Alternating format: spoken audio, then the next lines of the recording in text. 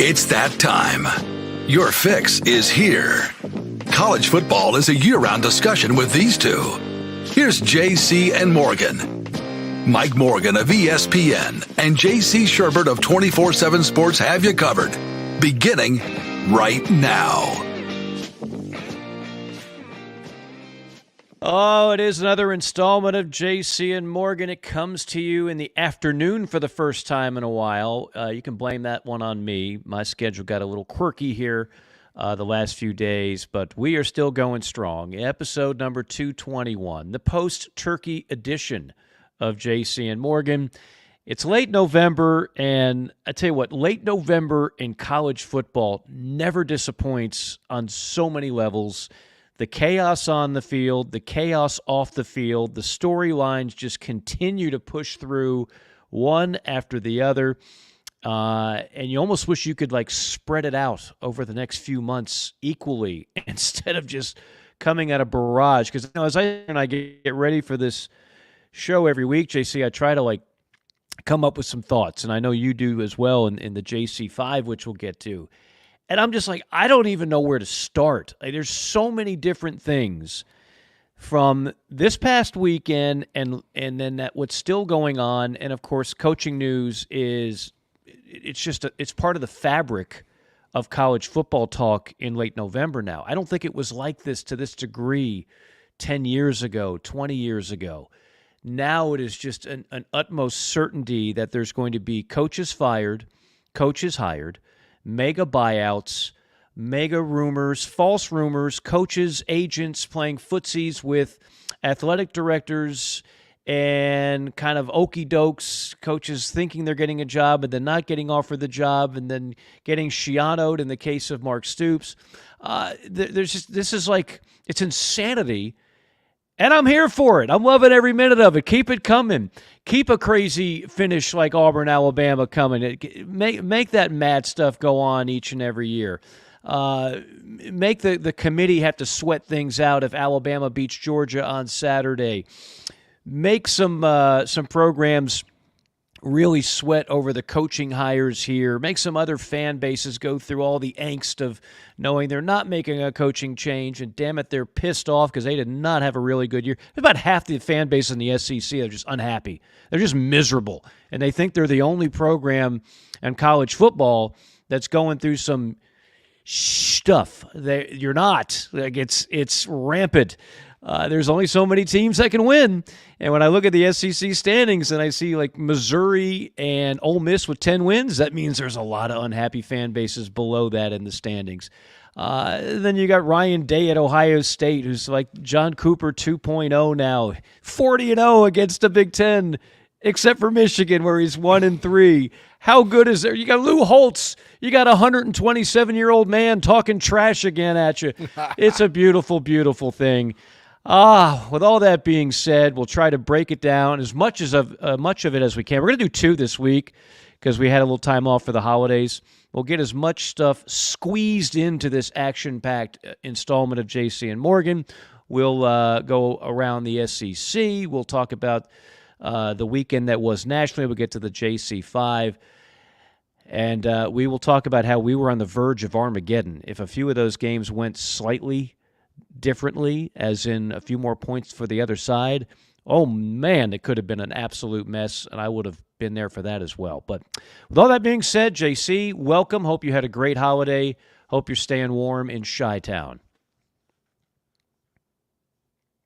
Absolutely. JC's got a new microphone that sounds better than ever, by the way. It's unmuted now, and here he is. Yeah, it is unmuted. It's cold here, and so my fingers are they didn't move as quickly as I wanted them to there. But yeah, absolutely, a lot of craziness. You know what's going to be interesting about, you mentioned the coaches, and I had a thought.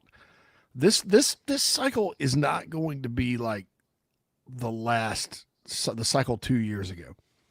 Remember when we had Lincoln Riley moving on, Brian Kelly moving on, a lot of big fish or a lot of big names, like going from Power Fives to Power Fives. I don't think that's going to happen this time. I really don't. And I, unless something major opens up that we're not anticipating, maybe we could see, something like that happen. But there's always a surprise out there. But I think you're going to see good, solid hires. And in a few years, I'm going to be interested to compare how well a guy like Mike Elko or a guy like Jonathan Smith is doing in their job versus Lincoln Riley and Brian Kelly and the big names that made all the moves a few years back. And I don't know how it'll turn out, but I'm sitting there thinking, sometimes these under the radar hires where you don't have fans lined up to greet the plane and like that woman kissed Saban when she landed in Tuscaloosa, he landed in Tuscaloosa that time. And, all this fanfare. Sometimes when you don't have that, your AD ends up being able to hire a football coach. Now, in the case of A&M, I hope that he didn't just skip over a guy that would have won championships there because whoever the fans were not fired up about it. Because Mark Stoops is a hell of a football coach, and I think Elko's kind of out of that same cloth, to be honest with you. He's a more with less guy. I think that's what A&M needed was a ball coach. Credit Ross Bjork for recognizing that during this search and getting it. I mean, they need somebody that can coach. They don't, and it's not that Jimbo Fisher couldn't, but Jimbo Fisher was kind of in a downward trajectory at FSU. Even with the way Stoops ended this past regular season, I would still say he is doing quite well at Kentucky. And Mike Elko is winning at Duke. So guys like that, that's exactly who I think they should have looked for. Those two and the two coaches in the state of Kansas, it would not have gotten past those guys. So I think A&M made a hell of a hire. Even though the Stoops thing, you just kind of scratch your head and wonder what was the problem with Stoops other than he's at probably the second most difficult job in the conference and winning. I'll tell you what the problem was. The people on the Tex Ags message board said it wasn't a good hire. So therefore, as the Board of Regents has to pivot and all of a sudden tell Ross Bjork, no, we can't do this because 8-gallon hat Aggie said that it would be a terrible hire on the message board. I mean, you and I started this podcast the year that, as I've said many times before, it could be a 30 for 30 on the Tennessee botch job that was hiring Schiano, and then all of a sudden your fan base says, no, and a lot of people in the media said, no, it's terrible. Let a real football guy like Phil Fulmer make the hire. And then Phil came in after you fire the AD. Phil comes in and hires one of the worst SEC hires in the last 20 years, and in more ways than one. I mean, he could have really gotten Tennessee in hot water. Thankfully, that cloud has kind of cleared away, and the damage overall, I would say, is quite minimal. And you remember at the time the analogy I would use, and I can't remember who was the hot supermodel at the time, but like I told Tennessee fans, stop trying to get Brooklyn Decker. And maybe you ought to just be really happy with Marissa Tomei. Like a 40-year-old, still very attractive and very talented Marissa Tomei instead of the 25-year-old pinup SI model. Remember that analogy I would use? That seemed to resonate with people. I would almost say the same here. And you said this from day one. Don't overthink it. Just get yourself a ball coach, and you mentioned Elko. And obviously that's eventually what they did. Now, I can't tell you how many people I got into, not arguments with, but people that just would not hear anything other than, oh, it's Lane Kiffin. It's going to be Lane Kiffin. They're going to get Lane Kiffin. I'm just like, no, they're not getting Lane Kiffin. Just stop it, stop it, stop it. You're going to be disappointed if you think you're going to get Lane Kiffin. You're not going to get Lane Kiffin. And Lane Kiffin was never in play, okay? Now, granted, I didn't think Mark Stoops would be in play, but obviously he was. And again, I think it's pretty obvious that was pretty close to happening. Ooh, somebody told Mike a few weeks back to look out for Kentucky possibly opening. You did. Now, it wasn't for A&M, I'll admit that. I wasn't that big of a genius. You were talking Iowa. I think, something like that. And I still don't think that Stoops would leave for Iowa. If I'm wrong, I'm wrong. Look, hey, now you did float the name Urban Meyer out there too. Come on now. For A&M, yeah, I got that text, dude. It's crazy Saturday because I'm watching ball all day, right? I get that text from somebody who's pretty reliable, who's plugged in. Yeah, and I was like, holy crap, that's gonna be something else there if that happens. Then next thing you know, Mark Stoops, it was widely reported Stoops is the guy. And I'm like, well, wow, that's crazy too. And then it's like, well, Stoops is not the guy.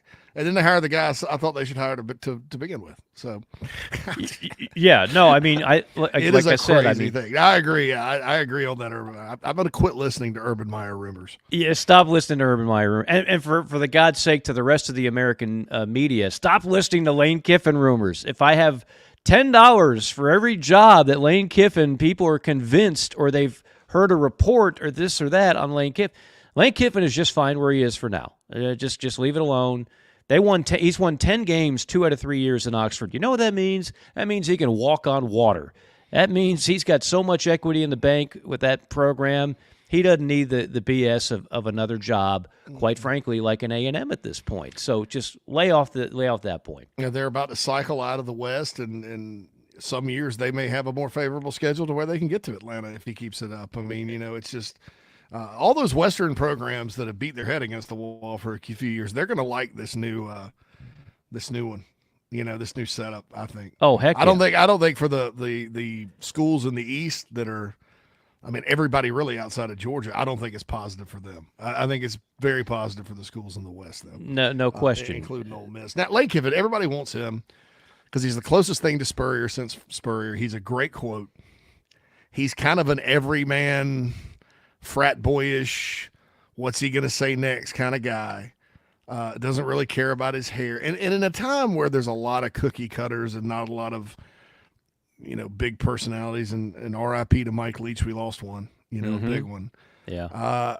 I think fan bases crave that along with an exciting offense. I don't know that Lane would play as well if he was a defensive mastermind.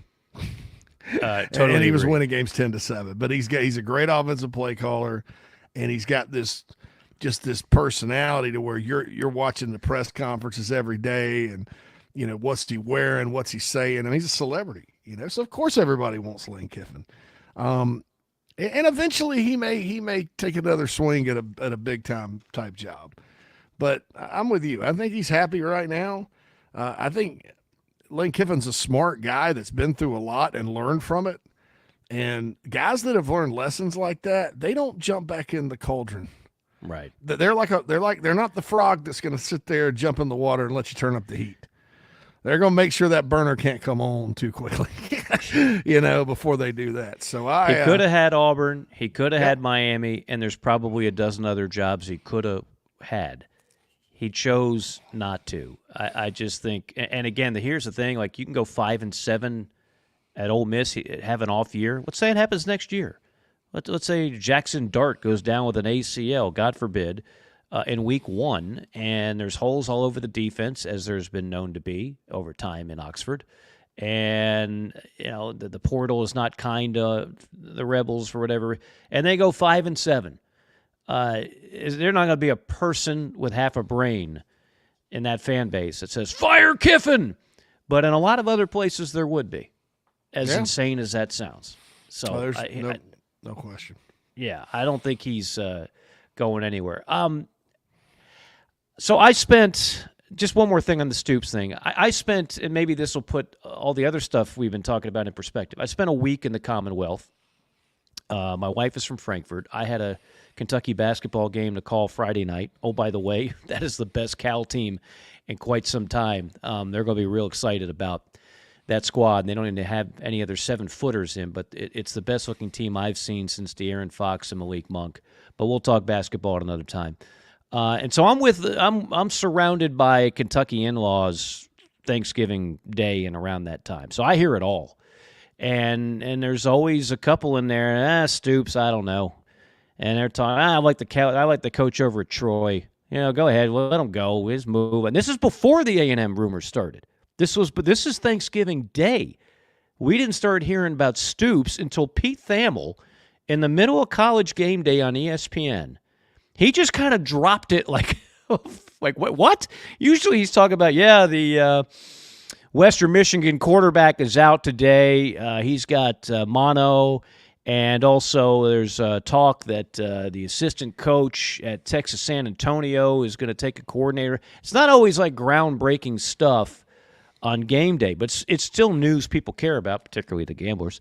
And so you listen, and also he's like, by the way, Texas A&M looks like they're focused. The search is now completely zeroed in on Mark Stoops, and we'll know more later today. Wait, what? What? That blindsided a whole lot of folks. But where I was going with that is that Stoops is like a lot of coaches, and I've gotten to know these guys now because I sit in meeting rooms with them, and I talk to them when there's not a microphone out there. And you get a lot more information, and you really get to know how coaches in this day and age, say what you want about all the money out there. I get it. They get a lot of money, and they get a lot of money when they're fired. But it's never been harder to be a big-time college football coach than it is today. And there's a lot of, you know what, the hell with you. It started with the Dabo Sweeney call-in show, right? Tyler from Spartanburg. And I said it then about Dabo, and I'll say it about other coaches. There's a lot of, who the hell were you before I got here? Do you remember why this job was open? Do you remember why the Clemson job was open? Do you remember how bad Kentucky was under Joker Phillips? There was nothing funny about the Joker Phillips era. It was dastardly bad. It was so god-awful. They didn't look like a Division I team. And Kentucky football, for the most part, has not been great. It's not because of the lack of passion by that fan base. They care just as much about football as you do. Yes, I'm talking to you, Georgia fans, Florida fans, Tennessee fans, South Carolina fans, A&M fans. They love college football. Just because they're good at basketball doesn't mean they don't know or understand or love college football. But you start to take for granted a little bit. Like Stoops has 2 10-win seasons, and the offense is sometimes kind of dry. It's not real fun to watch. And all of a sudden you look up, and now it's back-to-back disappointing years in Lexington, even though they just beat their in-state rival with a top 10 ranking on the road. Not a bad thing. That's a good one. That's a pretty good one. Yeah, by the way, they've beaten Louisville 5 straight times. There are not a whole lot of Kentucky football coaches that can claim that. So, but there's just this, maybe we've gone as far as we can go with Mark. I mean, I actually heard some of that. And some of that exists. And again, that's just the nature. They take the high water mark fan bases do. You've heard me say this. If you listen to this show, call it a Morganism. There's the path of least resistance. There's volcano programs.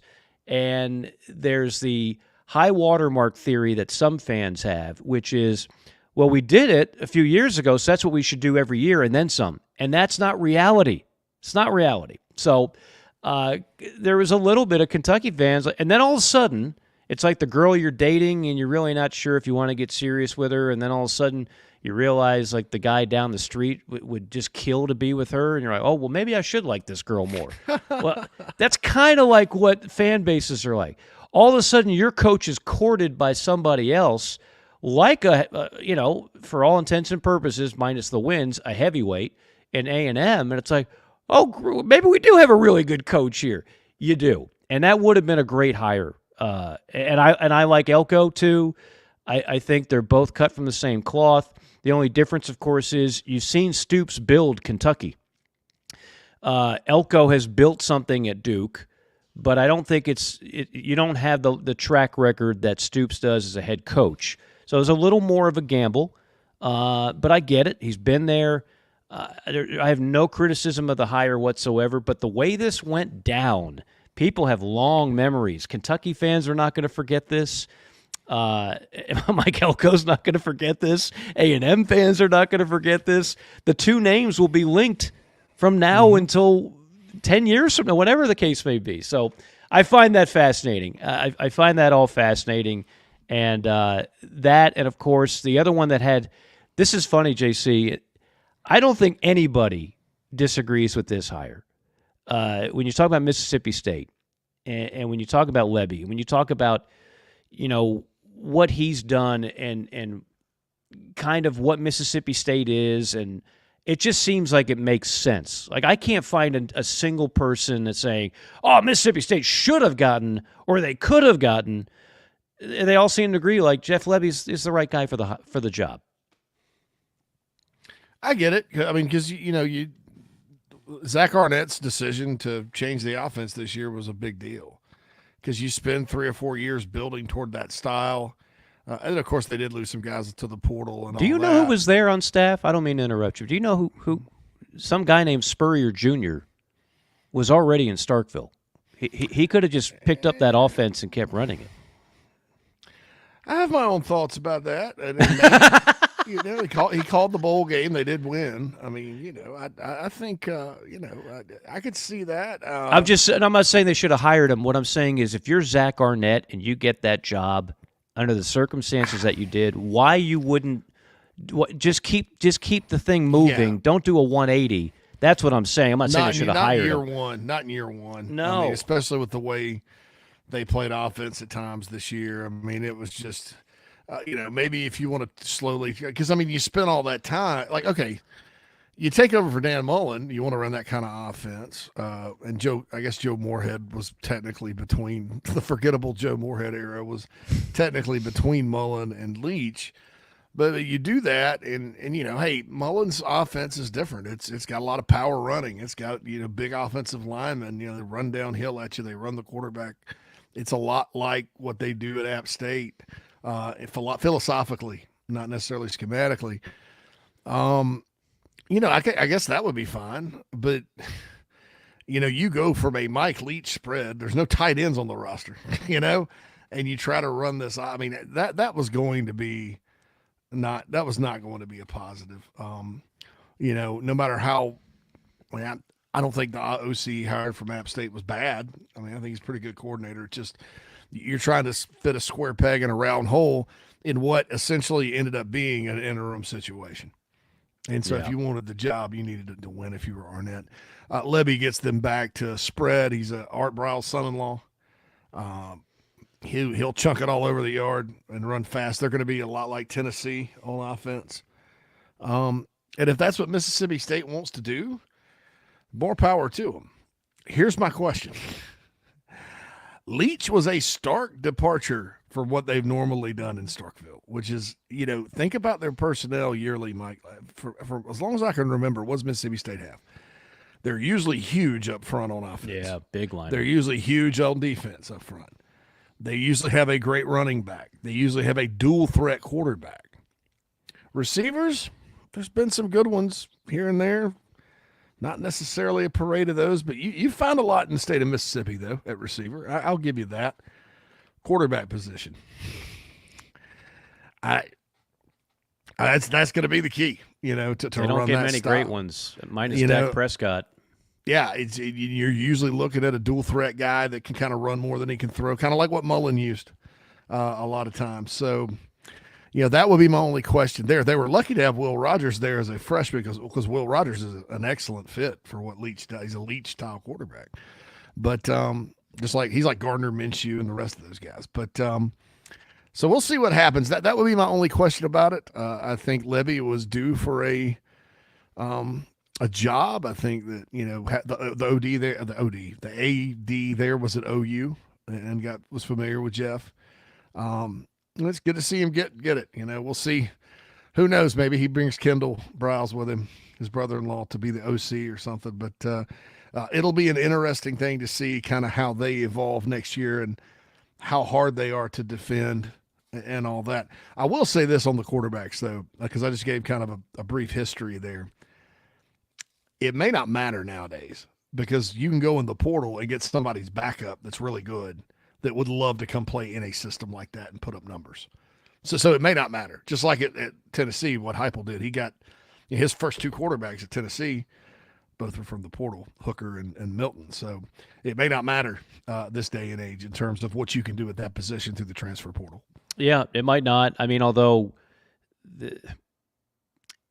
is Mississippi State quote-unquote sexy enough to land some of those guys when there are other programs also coveting you in the portal, like a Tennessee that might have a greater track record of producing great quarterbacks. That would be the only thing that I'd be, I guess, kind of concerned about. But I think the hire, it makes sense. You had to go back in that direction, and they got a guy who's already been successful as an OC at Ole Miss, did good work at Oklahoma in a short amount of time, and was kind of destined to be a head coach. Those are not the only ones. I mean, you've got Indiana fires Tom Allen after a 4-point loss to Purdue. They go 9-26 the last 3 years. That's the second worst in Power 5. I'm guessing, without looking, Vanderbilt is number 1 in that category, or number 130, depending on how you look at it. He takes a reduced buyout of $15.5 million. Fired Indiana football coaches are now getting $15.5 million. Beautiful. This was a beautiful story in 2020 when he went 6-2 and beat Penn State. But how quickly things just kind of fell off a cliff. I'm convinced Indiana football is one of the most difficult jobs in Power 5. He could have had a job, too, after that year. There were a lot of openings and a lot of schools that were interested in him. And he didn't jump. And stock was hot. Yep. But, his coordinators there were, at one point, he had Kalen DeBoer as his OC and Kane Womack, the head coach at South Alabama, as his DC. Those are two stellar coordinators. So, lost those guys, lost his mojo a little. But I still think Tom Allen's a good football coach, and I think he's an O-line guy. So they're always in demand. He'll end up somewhere in the SEC coaching his butt off again. Maybe who knows? Maybe he'll reunite with Freeze one day back at Auburn. Dana Holgorsen gets canned at Houston. They go 4-8. 2 years ago in the AAC, they were 12-2. 12-2. He's got a $20 million buyout. No, he's got a $15 million buyout. He goes 31-28 in 5 years.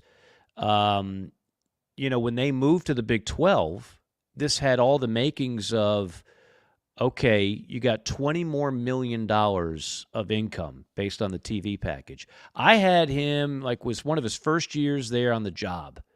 And first off, he was so excited because he couldn't wait to get out of West Virginia. Couldn't wait. Remember, when he did that, that was historic. He left now he might have been fired a year or two later anyway, but they weren't going to fire him right then. He left a Power 5 job to take a job in the American.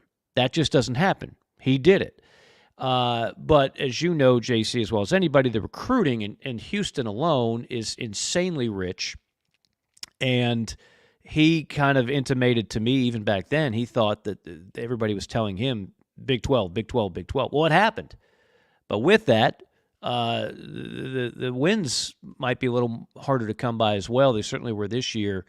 So he gets fired. Houston, to me, is the ultimate enigma. I've done several games there going back to when they were in Conference USA, and they were lighting it up under Kevin Sumlin, and they had the most talented team in that league by far every year, it seemed.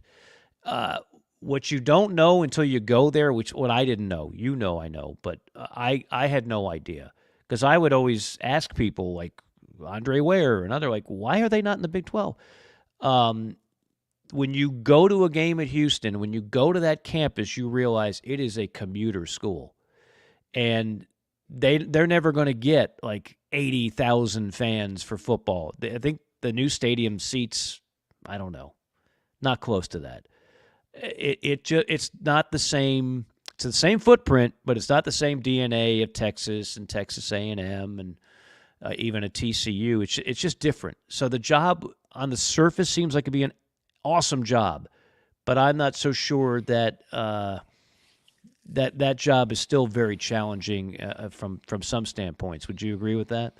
I would agree. I think, gosh, we had a talk on ITG today about which job was Duke or Houston the better job. And I definitely think Houston. It's Houston. I mean, I think Duke has a lot of challenges. I think if you compared the campuses alone, Duke's definitely got an advantage campus-wise, right? Because it's a beautiful, nice college campus, and Houston's – well, you can fly over the University of Houston going into I think it's not Bush, it's Hobby. You fly into Houston Hobby, you go right over University of Houston.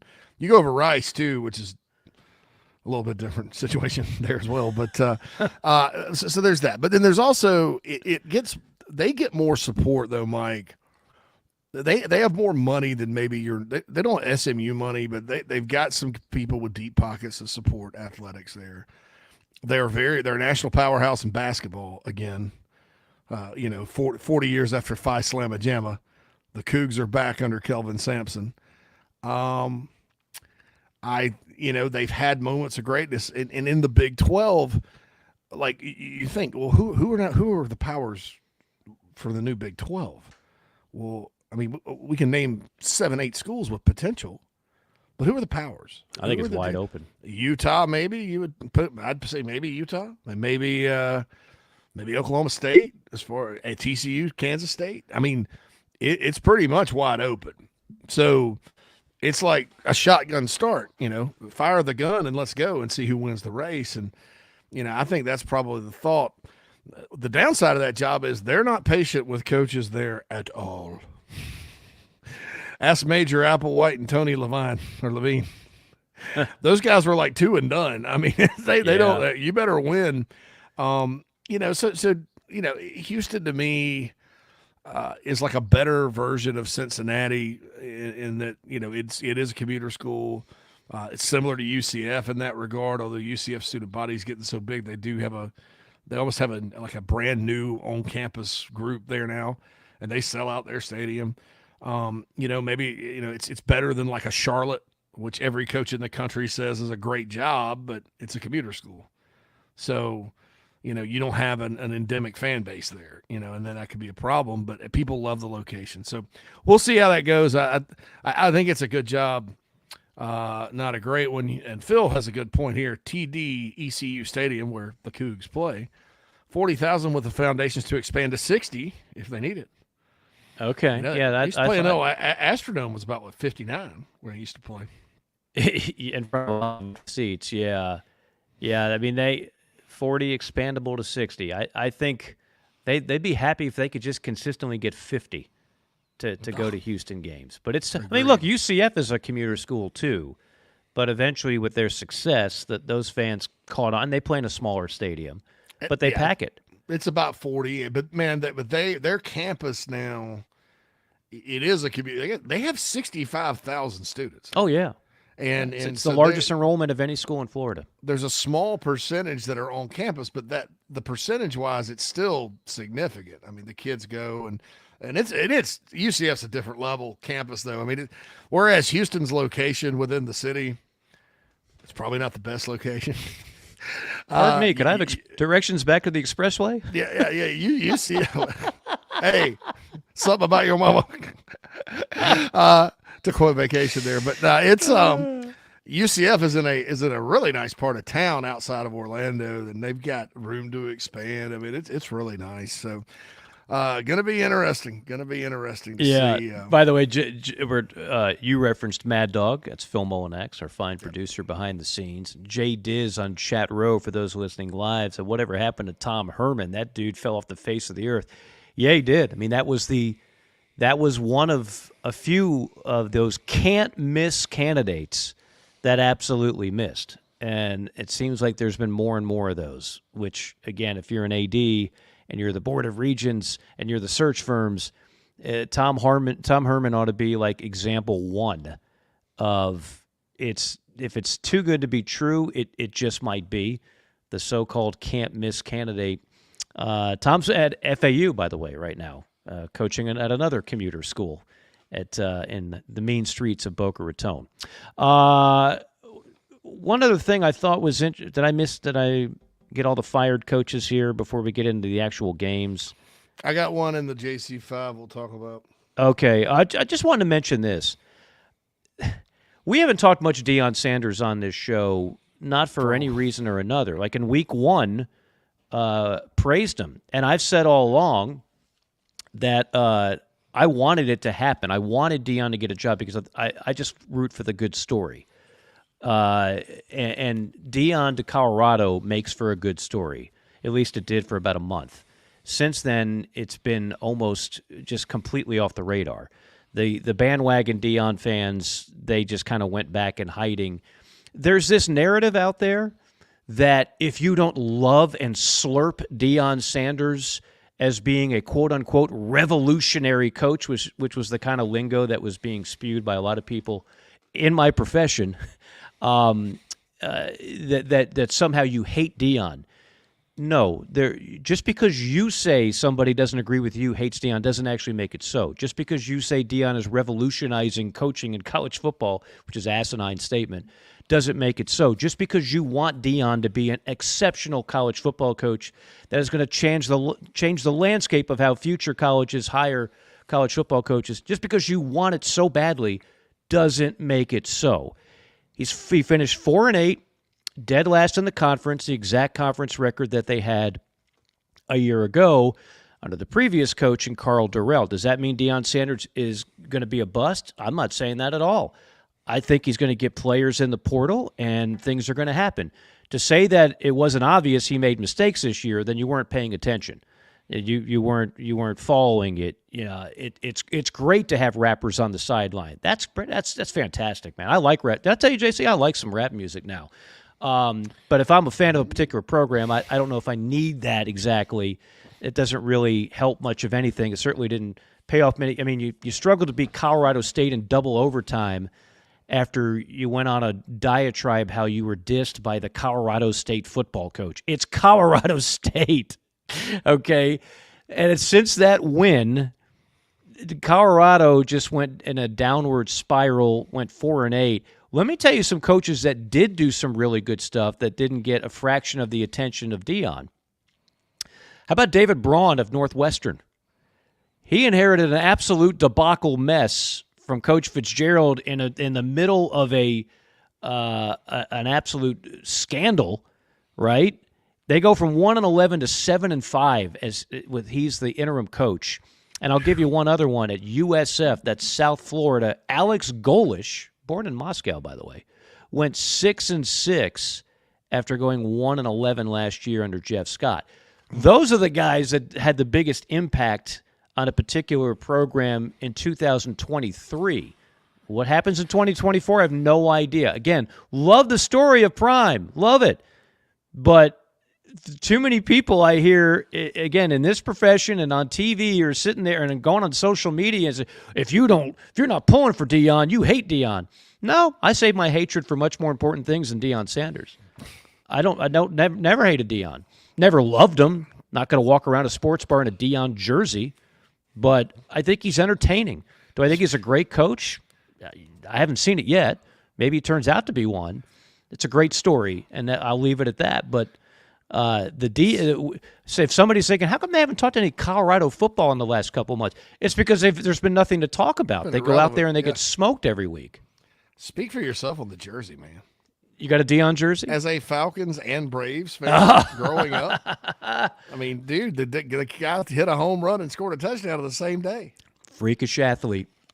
Dude, Freakish athlete, no doubt about it. Until he went to, where did he go first? The Niners or the Cowboys? Well, he went wherever the getting was good. He went to the Niners. Niners first, then the Cowboys. On a loaded team, and then he went to Dallas, which was already loaded, which I'm convinced was going to win another title in '95 without Deion, but they got Deion, and he helped them win another title. So, yes, he's got a couple of rings. I didn't like that. But, anyway, no, I'm kidding about the jersey. Yeah, I mean, look, he's just like every other coach. You have to get your team up you have to keep your team up when they're up, and you gotta pick them back up when they're down. And I think he handled the being down part of it worse than just about anybody could imagine. You blow the game against Stanford, you got your kids selling gear at halftime of that one. Maybe you clamp down on it a little bit. Yeah, when your kid's selling merch at the half and then you blow a lead, not a good look. When you demote the best coach you have, your offensive coordinator, Sean Lewis, because you're upset. He's the one that drew up all those plays that beat TCU and Nebraska, where you're trying to figure out what the name of your starting center is. Yeah, that's probably not the best. The Brewster left today, veteran coach and a good recruiter. So I love again, Brewster. Yeah, Brewster's my guy. I mean, yeah. So it's gonna things like that, and I praised his staff. I said, well, here's the thing he's done: he's hired a good staff. but you have to hire a good staff. And then there's an and ... let them coach. Right. And you don't pull the fire alarm unless there's an actual fire, and there wasn't. Yes, they were bad up front. So are a lot of other teams with really good offensive coordinators. It's not like they were getting shut out, man. So I don't know what's going to happen out there at Colorado. I'm sure there'll be a factor in the portal and recruiting and all that this year, and he'll continue to get more and more talent. I think going into the new Big 12, we'll see. Just like I said, everybody's kind of starting over with that new league. There's so many programs with potential, including Colorado, that anybody could become the big dog. There's no, unlike the haves and have-nots in every other league, there's really just a bunch of maybes. It could be like the ACC Coastal was a couple of years ago, where you had 5 different champions in 5 years. That could be the Big 12 as a whole. 5 champs in 5 years. Yeah. And you're not getting that in the Big 10 with Ohio State, Michigan. You're not getting that in the SEC with Georgia, Alabama. You're not getting that in the ACC with Florida State, and we'll see if Clemson has a bounce back next year. You're only getting that in the Big 12. So that's my selling point. If I'm Bowlesby there, I'm selling, hey, truly, we are the land of opportunity. Anything can happen. Most unpredictable league in college football. And you go through it team by team, Mike, and every one of them, there's arguments for and against. Every single one of them.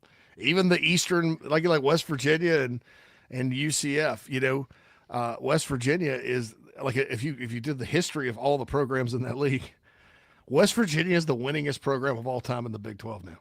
They're like 19th all-time wins. I mean, it's crazy. Arizona schools have always been full of potential. Utah has been really good for about a decade.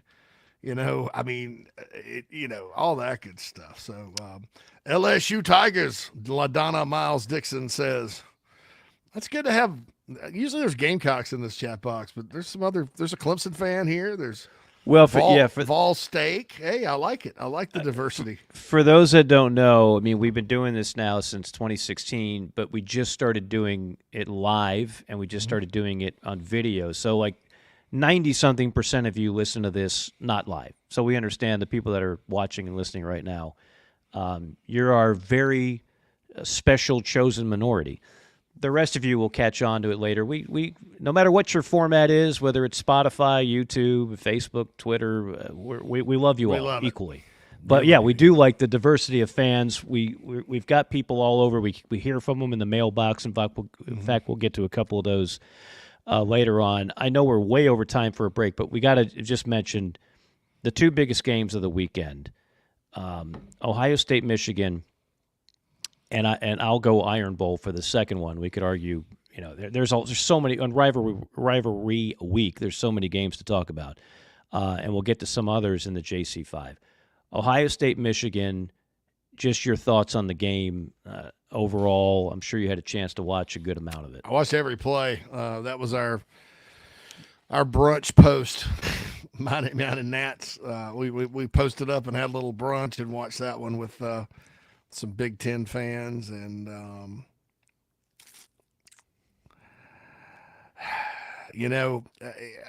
think you sound upset. Are you okay? I took Ohio State.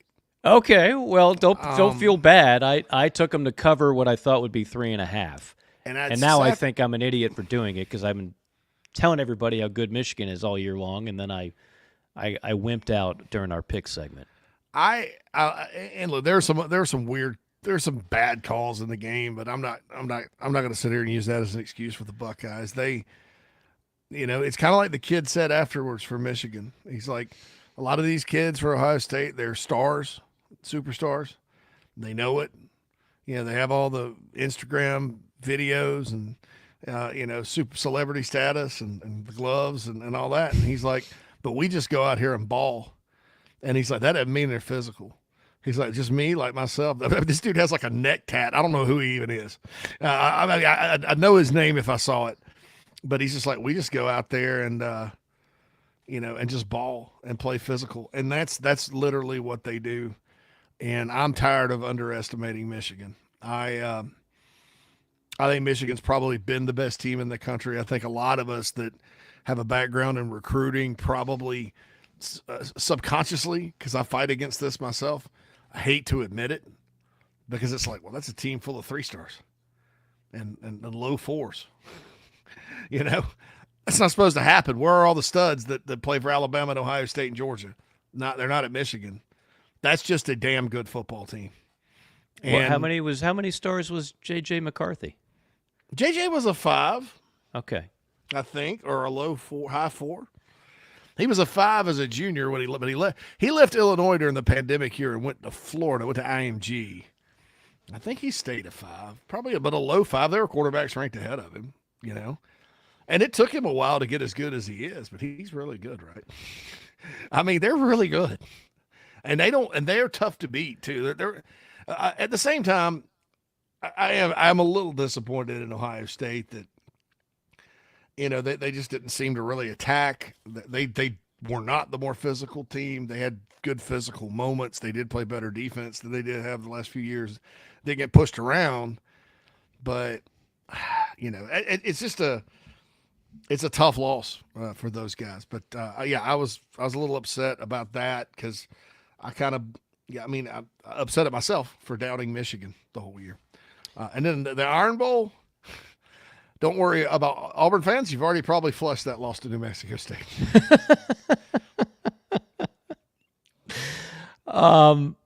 Okay. By the way, Roman Wilson is the guy you were thinking of. He had the great quote, like, I saw guys wearing Louis Vuitton cleats and all this stuff, but we just go out there and ball. And I don't know how many stars he was, but, I mean, he's born in Honolulu. He's not an overly big wideout, but I'm guessing he was not a 5-star kid either. To your point, in other words, if this was based purely on stars, advantage Ohio State, right? Like Ohio State's got more. If I'm just going by the recruiting rankings, and you know 100 times more about it than I do, it seems like Ohio State would have the edge there, but hasn't panned out that way 3 years on the field.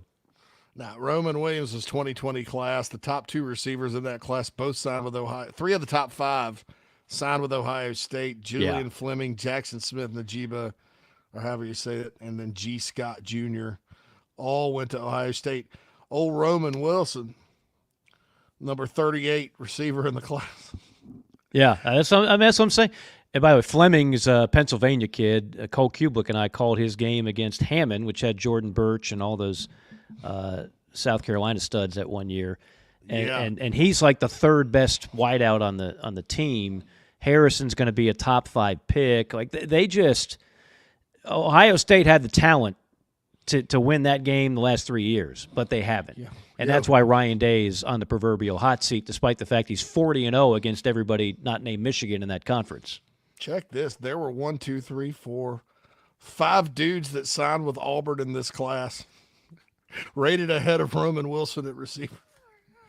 I don't know where any of those guys are now. I don't know either, but all I know is nobody can cover Roman Jeffrey Wilson. Yeah, Roman Wilson was number 3 in the whole state of Hawaii. Now, he was a 4-star. He was a 92-ish 4-star. St. Louis High School in Hawaii. That's where they got him. That's a talent-producing place. It's not – I don't think that's where Marcus Mariota went.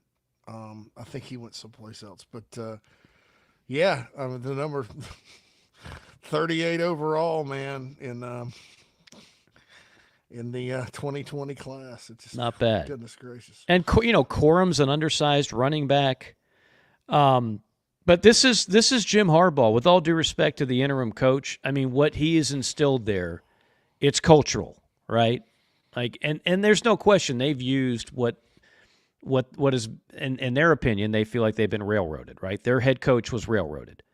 And it's almost like it's like the Tom Brady year after Deflategate, or no, after the first scandal, the Spygate, and he and Randy Moss just went out there and went 16-0 in the regular season and set every passing and receiving record in the history of the National Football League. Just to remind you, they didn't need to cheat to be really good on offense. Well, that's kind of what Michigan's doing right now. It's like, okay, you really want to think that old Connor Stallions and his terrific video crew ring consisting of Harry Reams and Peter North and all those guys setting up their sting operation to get great film and video. That's the reason why Michigan and Harbaugh keep winning games. They're reminding you it's a little more than that. It's a little more than that. The game itself, it was truly like a true field position type battle. Because if you look at it statistically, it really wasn't that uneven. The rushing yards, I think Michigan had an edge of about 50. Passing yards, it wasn't a huge differential there. Now, Ohio State turned it over twice. Michigan turned it over 0. And again, that's the way they've been playing ball for the last few years. So congratulations to Michigan. And for Ryan Day, who I think has like a $60 million buyout. It's just insane. What are you going to do? You can't fire him. You can't if you're Ohio State. You're pissed. I get it. You want your pound of flesh. That's a new category I'm going to start, JC, when we do this show and ITG. Fans are going to have, it's a pound of flesh loss where you're so angry and you're so mad and you're so irrational that all you can think of that you want to do is just fire people and blow crap up. But none of that really is necessarily the smart thing to do. But it doesn't matter. You want your pound of flesh. You're pissed off, damn it. We just lost to Michigan 3 years in a row. We're Ohio State. We're recruiting better than anybody in the Big Ten, at least, if not the country. Why in the hell are we losing this game? I want this person fired. I want that person fired. I don't think you can fire Ryan Day. But anyway, that was that. And the Iron Bowl, here you were mad at your pick on that. I was mad at my pick on this because the whole time I've been saying this is one of the few rivalries where it's not just cliche to say you can throw the records out, because this has a track record of weird crap happening in this game, particularly at Jordan-Hare Stadium. So the fact that they were a 14.5-point dog, you should have taken those points with a big smile on your face, because this is the kind of stuff that can always happen in this game. Unlike most other rivalries where, quite frankly, they're predictable. The better team wins. There's not huge upsets. You look across the board, like all those cliches really don't come into play much. Typically, the better, especially when one team is really up, Alabama, and another team is really down, Auburn. That's not supposed to work out that way. That shouldn't have been a game. If you are Auburn, how you lost that game is something for the ages. It's just something for the ages. I feel you. I have a lot of Auburn friends, alums. That doesn't wear off in a few months. That one's going to sting for a long, long time. All right, we got to get a timeout. We're way overboard. We've been chomping at the bit to get to this. The JC5 is coming up next here on JC and Morgan.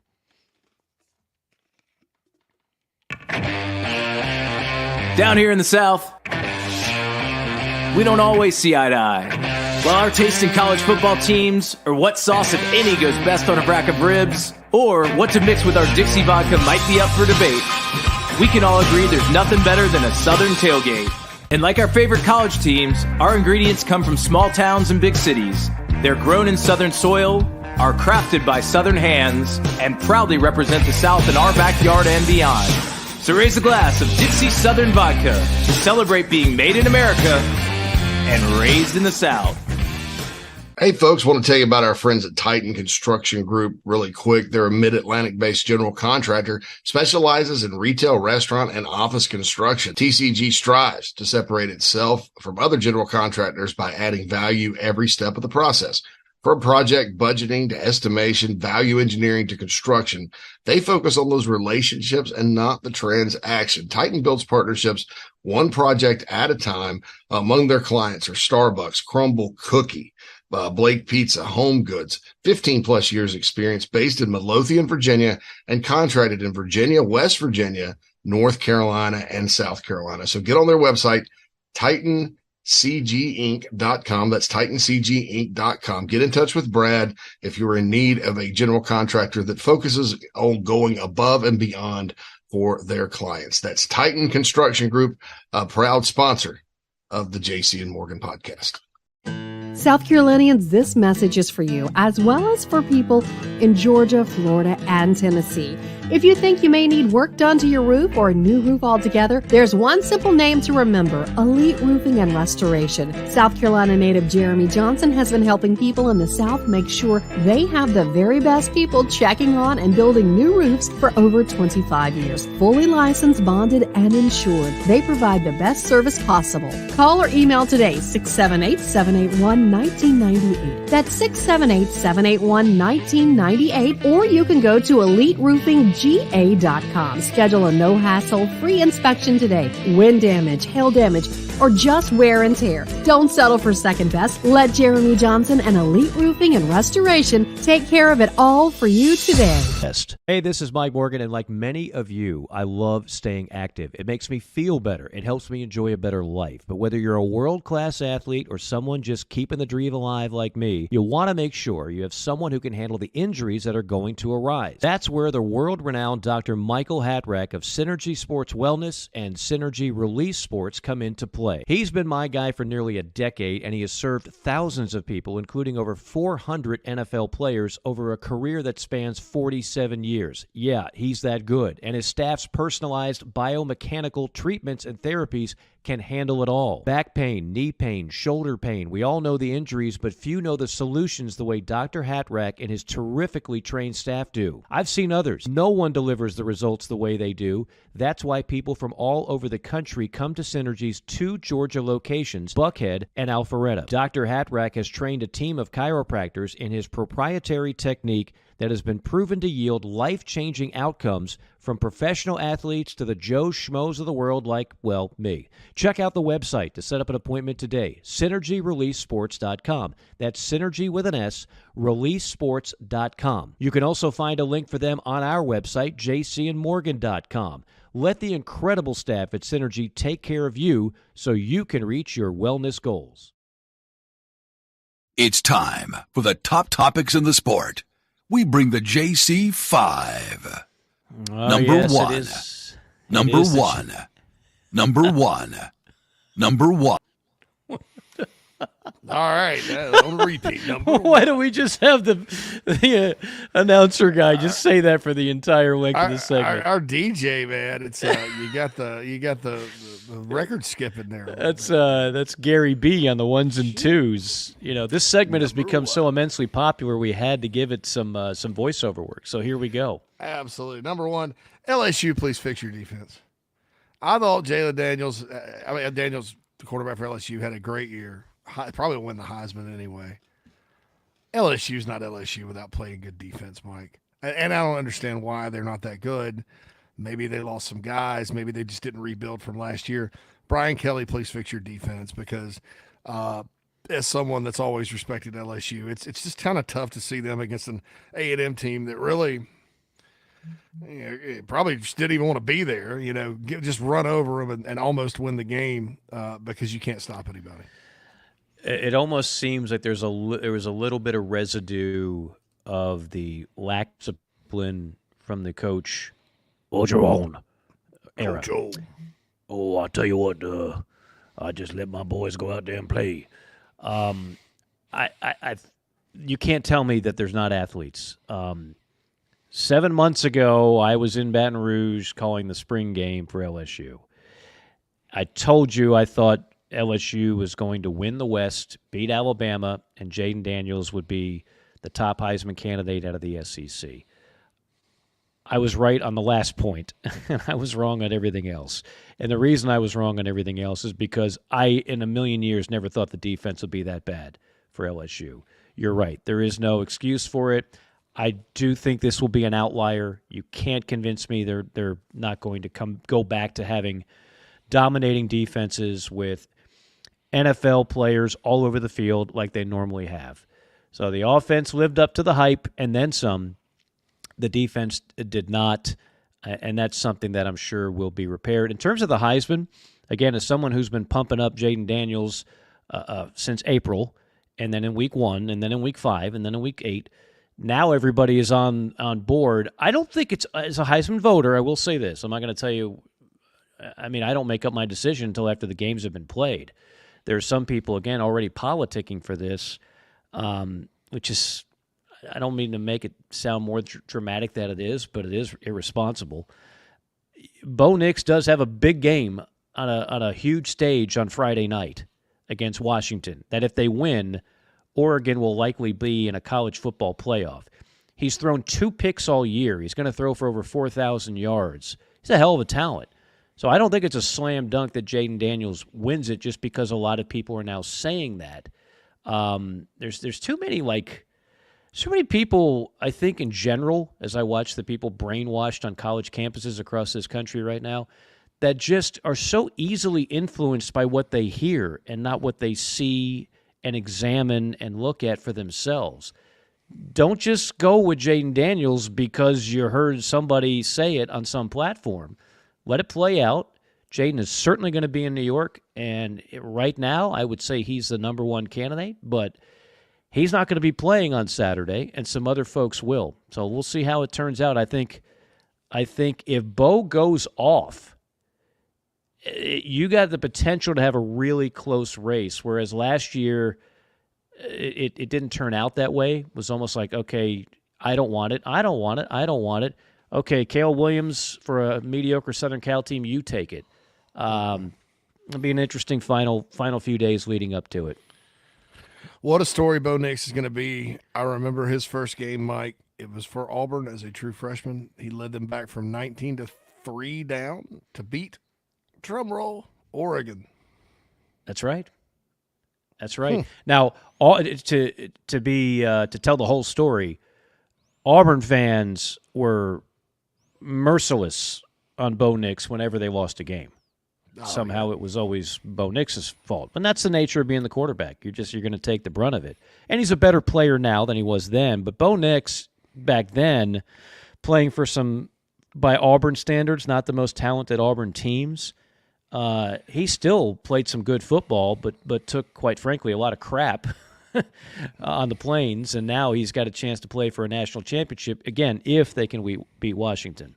Yeah, those are Auburn teams he played. They played against some really good defenses too. I'm not sure that Oregon isn't much the class of that league defensively. All right, number two. Jonathan Smith, Michigan State. Okay, I think this is a great hire for Michigan State. I think he's a do more with less guy, as he's proven at his alma mater. My big problem with it is Michigan State worth turning your back on your alma mater in their time of need. When you're making millions of dollars anyway, I mean, I understand the money's going to be much better at Michigan State. Was this – I mean, everybody's got to make a decision for themselves. I'm certainly not going to fault anybody for making a living. But this just didn't sit well with me, Mike. I didn't – I thought abandoning them right now for the Michigan freaking State job, I just didn't – I wasn't a fan of it. Well, I understand where you're coming from. And let's think of some history on this. The giving the Heisman to your alma mater. 2007-ish, my years are off here. Remember Les Miles, the talk was he was going to leave LSU to go to his alma mater, Michigan, for the Michigan job. Remember that? He wound up not doing it, but he certainly looked into it. Rich Rodriguez did leave his alma mater, West Virginia, for the alma mater job. So in the case of Rich Rod, it didn't exactly work out real well. And then Les Miles, who could have had the Michigan job, well, he wound up getting fired at LSU a few years later. Anyway, my point is that your alma mater is a place where you go to get a degree and prepare yourself for your professional life. And that's where the loyalty ends for most people.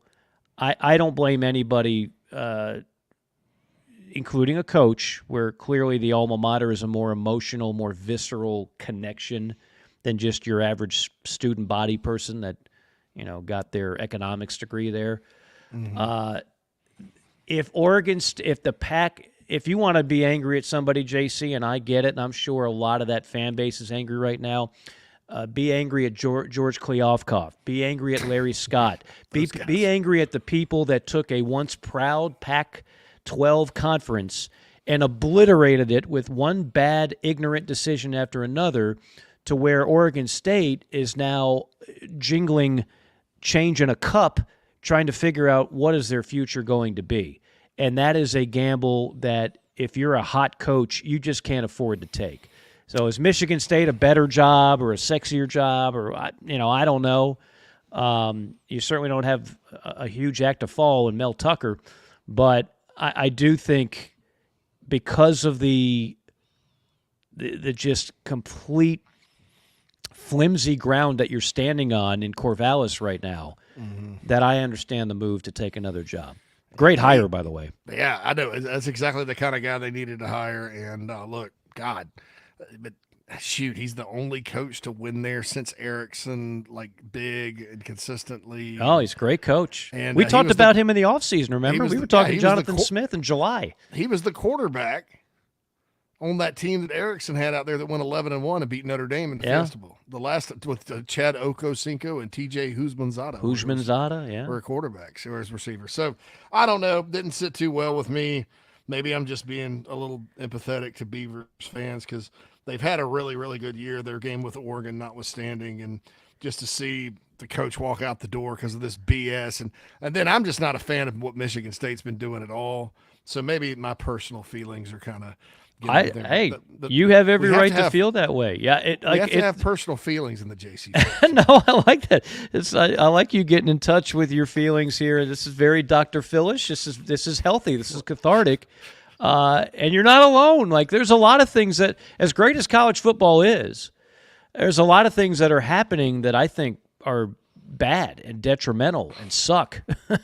But unfortunately, everybody just has to roll with it. You just have to. It's still the best thing going, and it's got flaws and it's got things that are not real good. And this would have happened a few years ago.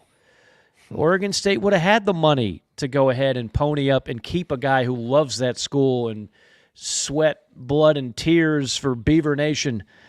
But in today's day and age, if you're Oregon State and Washington State, man, you're without a country. It's a tough deal to be in. Number 3. All right.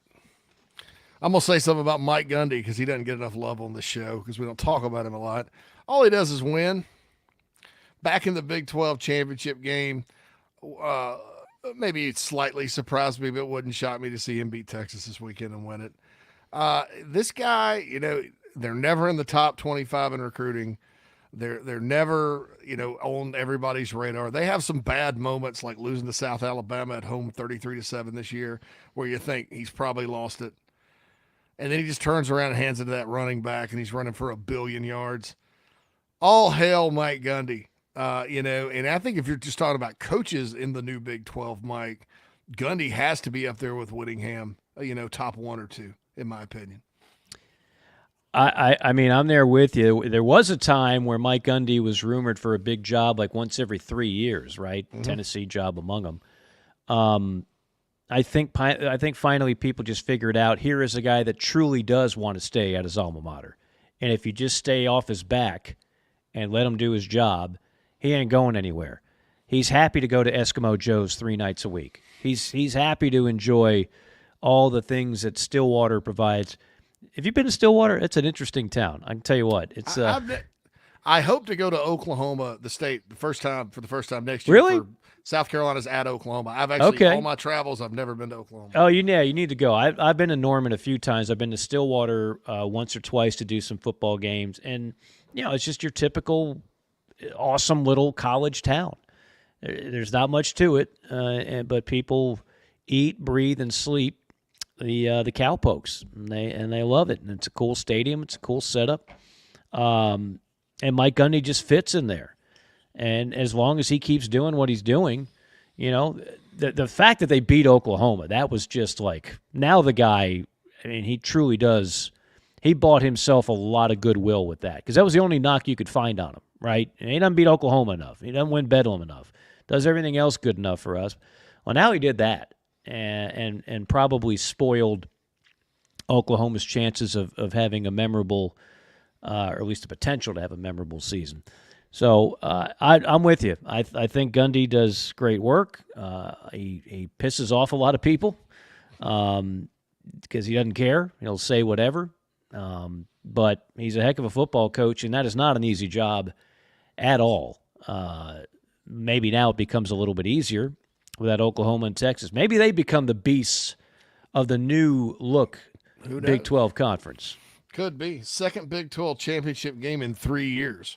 How for about the that? Cowpokes. They went 12-2 2 years ago and lost to Baylor, beat Notre Dame in the Fiesta Bowl. So that's should be an interesting game on Saturday for real, because they've had Texas's number. They beat them last year in the regular season, did not play this year. All right, Number 4. sorry about that. Okay, we're rolling into championship weekend, Mike. The year is 2020, and I would say we're doing the podcast talking about how there's only going to be 10,000 people at these games and how much that sucks.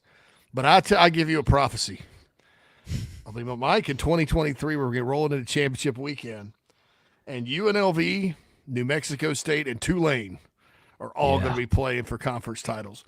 What would you say? How crazy would I have sounded at that point? Insane. And again, having been to Las Cruces, not to offend at all the fine people of Las Cruces, New Mexico, how anybody can win there, I have no idea, but they have done it. It's not just the win over Auburn. They've won, 10 games this year? That's a phenomenal coaching job. I know you have pledged your allegiance as a closet UNLV. Well, you're out of the closet. You're a big-time UNLV fan. You love the Running Rebs. Running Rebels. Yeah, man. They're playing at home for the Mount. Somehow the computer decided that was the matchup for the Mountain West, by the way. UNLV at home against 7-5 Boise State. By the way, since you mentioned Tulane, am I missing some? I know he's not the youngest guy. What is Fritz, like 60? 61, 62, something like that. 61, 62. Am I missing something? Like, why would you not hire this guy? Why is he not getting courted? Look at what he has done at Tulane. Honestly, Houston, he's the hot name for them on the initial list I've seen for that job. Okay, But well, that would, yeah.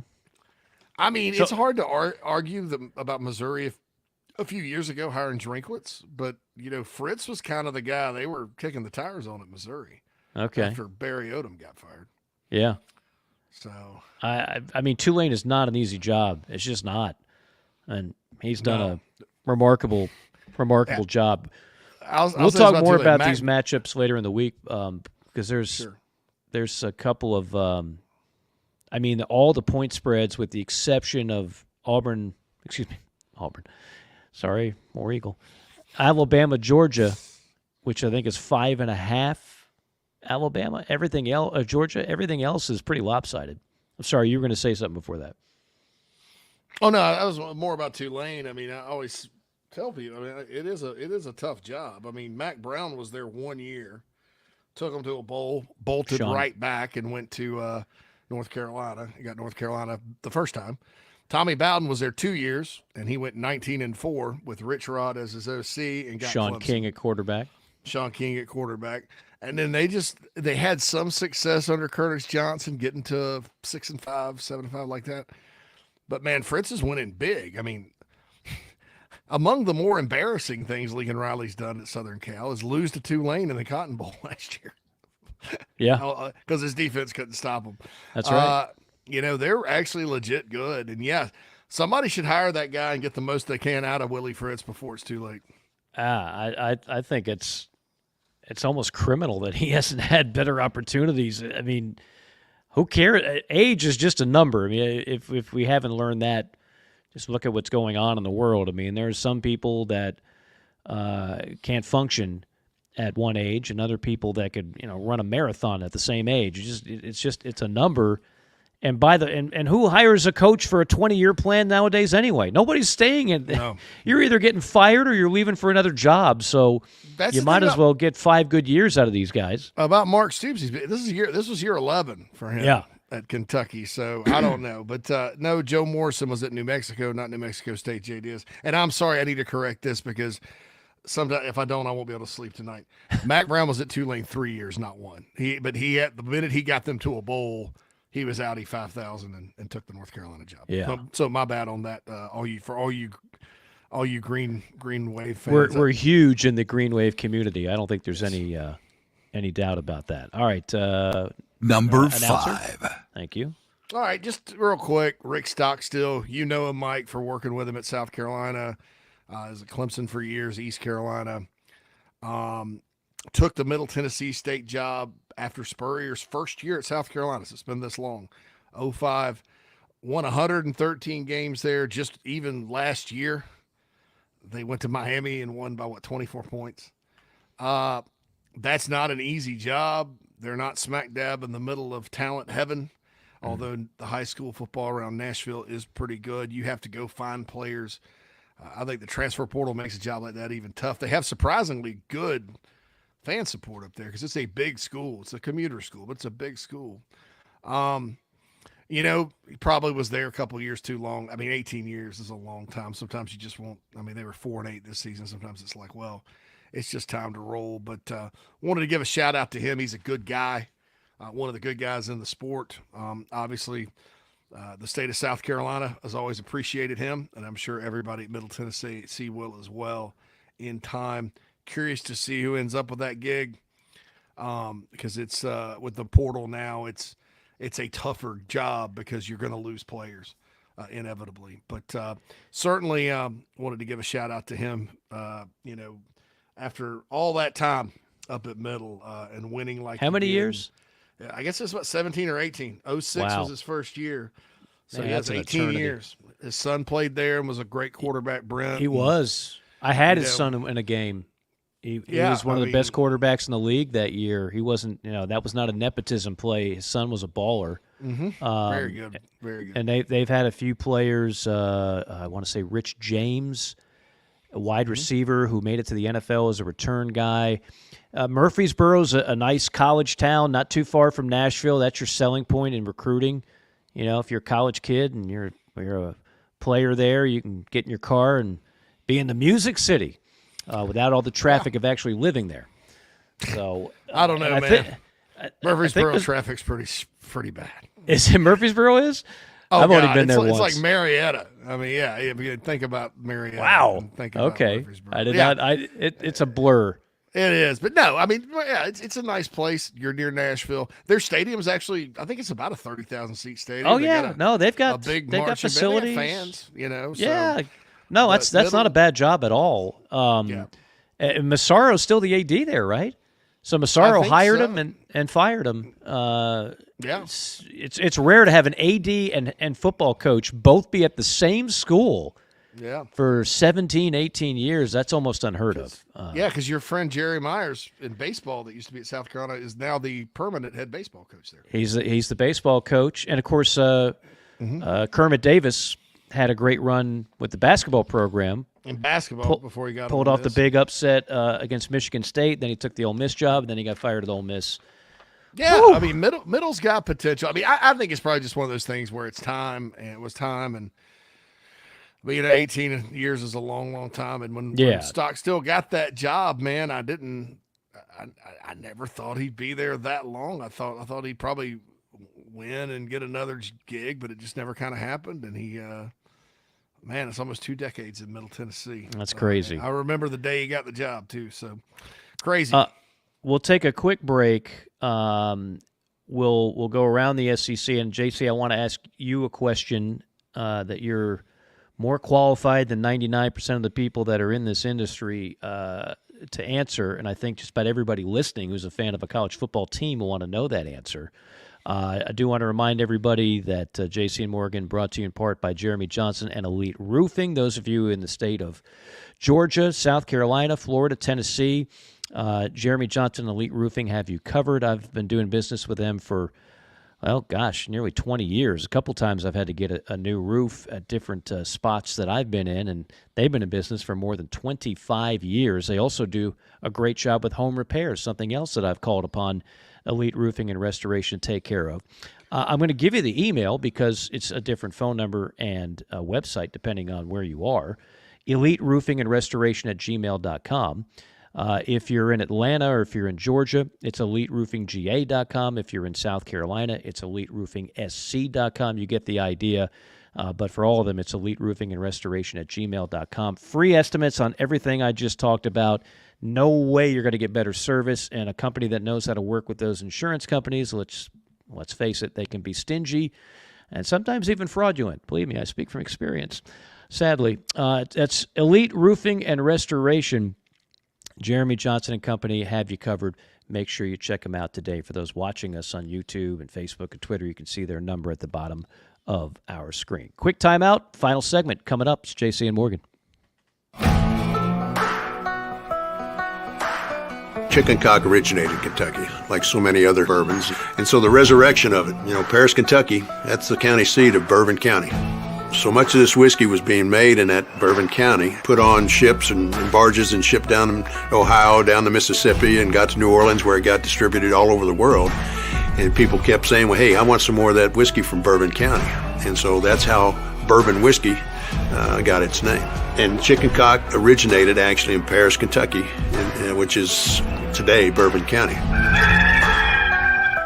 Hey, this is Mike Morgan, and like many of you, I love staying active. It makes me feel better. It helps me enjoy a better life. But whether you're a world-class athlete or someone just keeping the dream alive like me, you'll want to make sure you have someone who can handle the injuries that are going to arise. That's where the world-renowned Dr. Michael Hatrack of Synergy Sports Wellness and Synergy Release Sports come into play. He's been my guy for nearly a decade, and he has served thousands of people, including over 400 NFL players, over a career that spans 47 years. Yeah, he's that good. And his staff's personalized biomechanical treatments and therapies can handle it all. Back pain, knee pain, shoulder pain. We all know the injuries, but few know the solutions the way Dr. Hatrack and his terrifically trained staff do. I've seen others. No one delivers the results the way they do. That's why people from all over the country come to Synergy's 2 Georgia locations, Buckhead and Alpharetta. Dr. Hatrack has trained a team of chiropractors in his proprietary technique that has been proven to yield life-changing outcomes, from professional athletes to the Joe Schmoes of the world like, well, me. Check out the website to set up an appointment today, SynergyReleaseSports.com. That's Synergy with an S, ReleaseSports.com. You can also find a link for them on our website, JCandMorgan.com. Let the incredible staff at Synergy take care of you so you can reach your wellness goals. Let's get in the RV and take a drive around the SEC. All right, while we do that, JC, I teased this, and this actually is relevant, and this is Will Rogers is now in the portal. The Baylor quarterback who has started the last 2 years is in the portal. We got people on Chat Road talking about the K-State quarterback and starting quarterback and running back are in the portal. So this does relate to the SEC and everybody else for that matter. We are, 7 days away, give or take, from the portal period, if you will. What should people know about the portal that they otherwise would not? You have to cover this for your other job. You know it as well as anybody. I mean, what are some of the key things as it pertains to the transfer portal, how it's completely changed college football? I mean, this is truly free agency at this point, right? Yeah, in a lot of ways. Look, it's the portal opens. It doesn't open officially until next week after Championship Saturday. So anybody talking about going into the portal is basically declaring that they are going to go into the portal, because they're not in the portal yet because it's not open. They're like those people that line up for Black Friday to buy the TVs. So Xbox.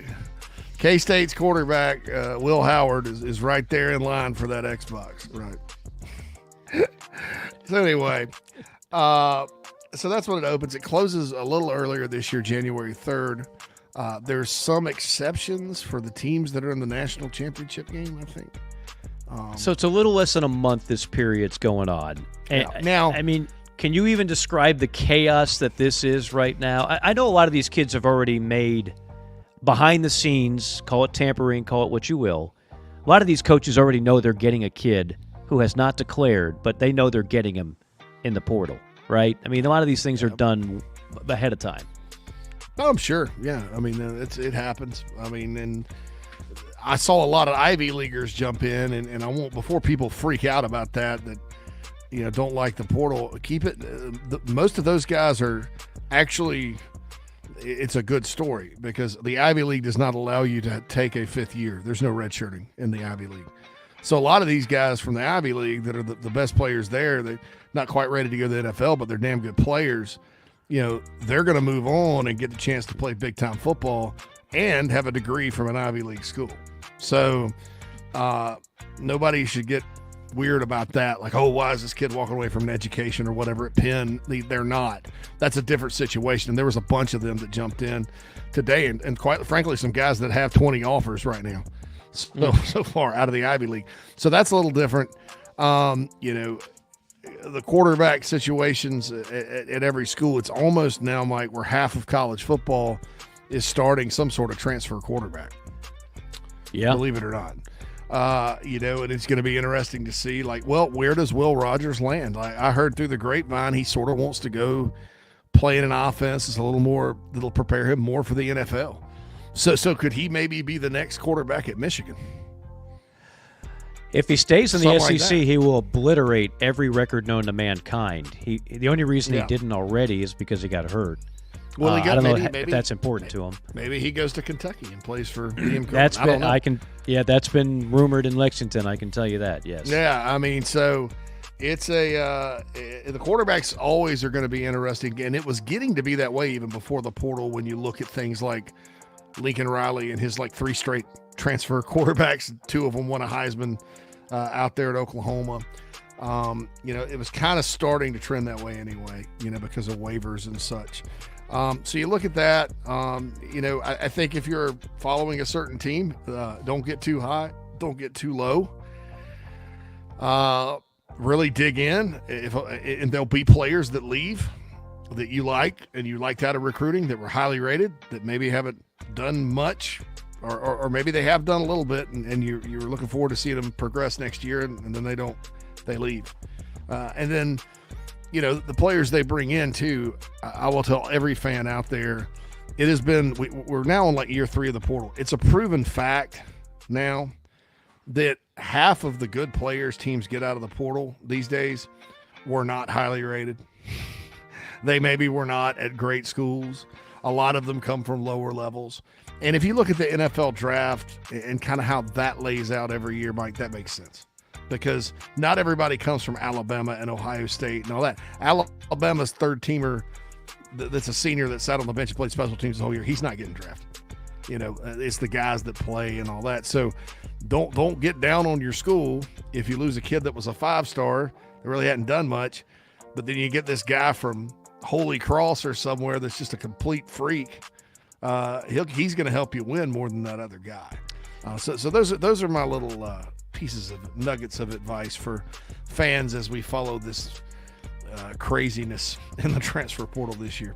I mean, in a lot of ways, the excitement of the portal, I don't want to say it trumps the recruiting signing period, but I mean, the difference is you're getting proven commodities as compared to, 5-star recruits. And again, unless you're Georgia, Alabama, Ohio State, most of the fan bases out there listening right now, they're not getting a bunch of 5-star recruits. So they're more familiar with the guy they read about in the portal, perhaps, than they are the 3-star kid that's coming out of high school. And I'm just sitting here and I'm looking at the SEC leaders. And, of course, at quarterback, Dart, portal, top 5 in passing yards. Spencer Rattler, portal. Jaden Daniels could win a Heisman Trophy, portal. You play to transfer from Herman Edwards. Rushing yards. The guy who's going to lead, I think this is one of the best stories in college football. Forget about the SEC. Cody Schrader, Missouri, is going to blast everybody in the rushing crown. He's a Division II transfer. Division II transfer from, what do we say, Truman State. Walk-on Division II transfer. That's right. Yeah, so I guess. Do you even have to go in the portal if you're that, or he just? Yeah. I think you still got to get. Still got to fill out some portal paperwork. He got a scholarship after last year. He was really good. Split time, and then I always thought he's better than the guy. They got another kid they got from Stanford that was okay, but I always thought Schrader was better. Yeah, he's just gotten better and better and better and better. Ricky Pearsall, wide receiver. The kid can play in the NFL. He can play in the NFL. He is a stud. I kept looking at him, and I'm like, nah, he can't be that good. And then I watch him, and it's just nobody can. He doesn't go down easily. He's faster than you think. He's kind of got like a bowling ball build. He's good. He's just really good. He's just really damn good. Hey, congratulations to Georgia. They beat Georgia Tech. They were without 4 offensive starters in that game, including Brock Bowers. That's 29 in a row. 29 that surpasses. Alabama did it twice, although one of those was vacated, the old Antonio Langham situation. But the first one that still holds up was 28. The Bears 78-80. They lost in Starkville by a score of 6-3. And somewhere Bear Bryant's going into that, the virtual Bear Bryant, going into that locker room and congratulating Georgia.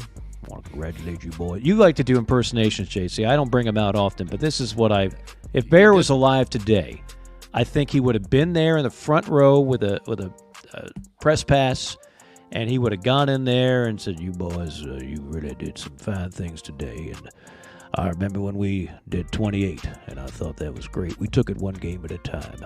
You've taken it one game at a time for 29 times. I only did it for 28, and I want to congratulate you now. Here's some Golden Flake chips. The Golden Flake chips was a Coach's Show reference back in the day. You remember those? They actually would sit there with a bag of Golden Flake chips. That impersonation would have been better an hour and a half ago when I still had my voice. 29 in a row, though. That is, I'm here to tell you, you might not see that again. Georgia's boring. Big they do is win. But 29 in the SEC, especially now with Oklahoma and Texas coming, I honestly don't think we're going to see this again in our lifetime. I really don't. So kudos to the Bulldogs. They'll likely be the number 1 seed in the playoff. We'll get more into that in our next episode, but I will go over this real quick before we sign off.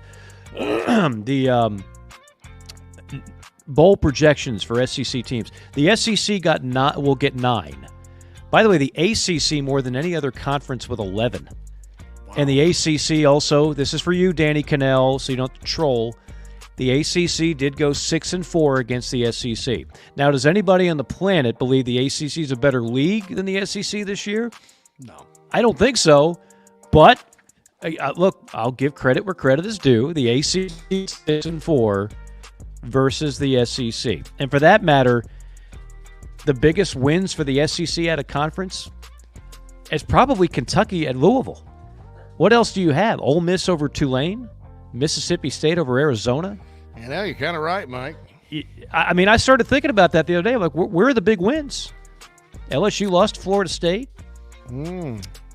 Florida was up 12-0 on Florida State and then started I tell you, spitting on people. And that probably doesn't get enough credit now. In week 2, Mississippi State beat Arizona. I mentioned that, yeah. Sorry. See? Yeah. So insignificant. I'm like, oh, well. It's so insignificant you didn't even hear it. Mississippi State over Arizona and Ole Miss over Tulane looks better than ever. But I would say Kentucky's win on Saturday at Louisville, that's the biggest out-of-conference win. Top 10 road game win. Top 10 road game. Way to Top go, 10 UK. Road game. Well, there you go. But, yeah, so and the bowl projections, again, Georgia's obviously going to be, well, they're going to be in the playoff if they beat Alabama. And if they don't, it's going to be Armageddon. Again, we'll talk more about that on the next podcast. Jerry Palm's got, let's see, he's got Georgia in the Sugar against Oregon. He's got Missouri in the Peach against Penn State. Bama in the Cotton against Washington. Ole Miss in the Citrus against Iowa. LSU against NC State. And the ReliaQuest. Do you want to apologize to Dave Doran? He's done something good this year. Never. No, never. Okay. I thought about you because I'm watching them blow out the Tar Heels, and they're winning like 9 games, and no one's talking about NC State. He's turned it around, man. They really that hats off. They got back to their normal 8 wins. Is it 8 or 9? 8 wins. 8 wins. Days. Okay. I'm projecting they're going to win their bowl game and get to 9. All right, maybe not. Anyway, man. LSU will probably play good defense against them. A&M against Wisconsin in the Music City. That obviously will be with an interim coach. Tennessee against the Tar Heels and the Gators in the Gator Bowl. Kentucky against Kansas State in the Texas. Auburn versus Duke in the disgusting Condiment Bowl in Charlotte. And that is your or drive around the Southeastern Conference. That'll bet. Well, just that was about do it beautiful. for us. Yeah, we went long today. We had a lot to say. There's a lot going on. There's a lot going on. So that's good. But we'll be glad to be back later this week, hopefully. And Yes. rocking and rolling, man.